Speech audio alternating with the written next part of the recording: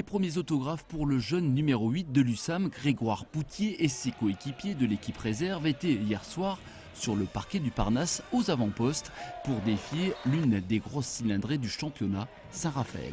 Ça fait plaisir parce que l'objectif aujourd'hui c'était de faire jouer un peu tout le monde, un peu les jeunes parce qu'on n'était pas en championnat, on était en Coupe de la Ligue.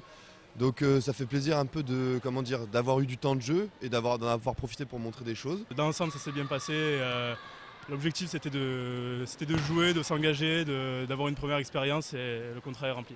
Et la jeune réserve de l'USAM n'a pas démérité, bien encadrée par les plus expérimentés Jean-Philippe Aon et Guillaume Sorina.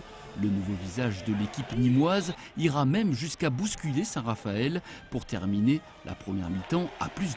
Je suis très content pour ça ce soir par rapport à ces jeunes là qui n'ont pas eu peur de l'événement et qui ont fait de très belles choses. Donc c'est vrai qu'on a bien joué en attaque en première mi-temps. En défense c'était pas mal, du coup on a pris un peu d'avance.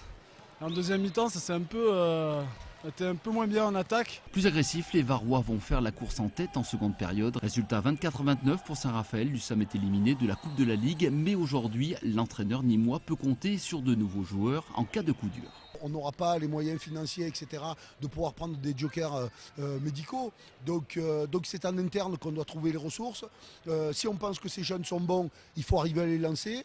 Moi, encore une fois, je suis satisfait de leur rentrée. Ils ont vu un petit peu le bout du tunnel quand on travaille dans l'espace de la formation, où à un moment, le tunnel, on ne le voit jamais parce qu'on ne débouche jamais en équipe première. Aujourd'hui, ils ont débouché, ils ont touché du bout du doigt que c'était possible, qu'ils en avaient les moyens. Donc ça doit les motiver pour leur semaine de travail et tous les mois de travail qu'il leur reste à faire.